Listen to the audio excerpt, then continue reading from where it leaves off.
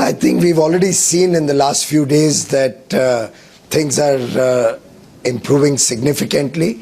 We don't find the kind of lines in the ATMs anymore, despite the fact that a large number of them are still not operational.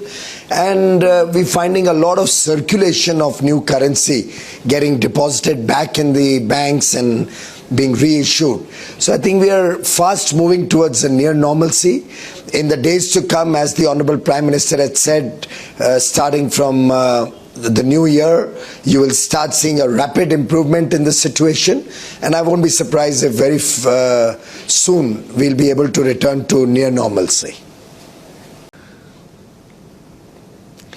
Dipti, tell me how many people in this country need more than 1 lakh rupees in cash to run their home? I don't know how much you withdraw, but I suspect most parts of this country. After all, in this country, it's reported that only 40,000 people pay tax on over 1 crore rupees. Now, spending 1 lakh in cash every month, you don't require more than that for even a very good quality of life. Electricity bills, water bills, rent, if any, interest, your schools, children, education, all of this is nowadays paid through banking channels. So I think this has now become more of a effort on part of some people to try and scare the common man. Otherwise, sadharanta, in the normal course, a typical middle class, lower middle class, upper middle class person does not really spend more than 1 lakh of rupees in a month. Not at all. We are trying to persuade people to try and move towards the digital transactions and banking channels, because that is in national interest. After all, you and I would also like more and more of the informal economy to come into the formal economy. It widens the tax base. It helps collect better taxes, which can go to serve the poor, serve women, serve the youth of India, serve the farmers of India.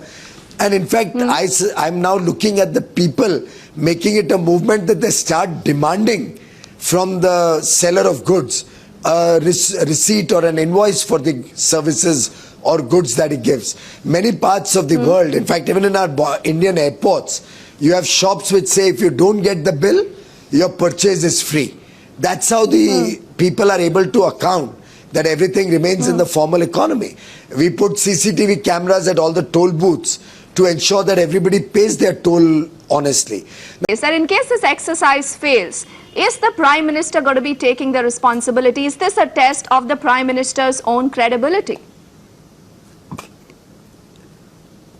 But where is the question of failure? We have already succeeded in our effort. We have already succeeded in getting back large amounts of money which had no trail, which was supporting the informal economy, which was supporting the black economy. Where is the question of failure? I think it's been a resounding success. And I thank the people of India for their support, for their blessings, for even taking the pain, short-term pain, because the people of India are supreme. They understand what's good for them. They understand what is in national interest. They trust Prime Minister Modi, and they know that what he is doing is for their good, for a better future for their children, for the children of India. I think the only people who are flustered or disturbed are a handful of dishonest people or a handful of opposition politicians who don't know what the future holds for them.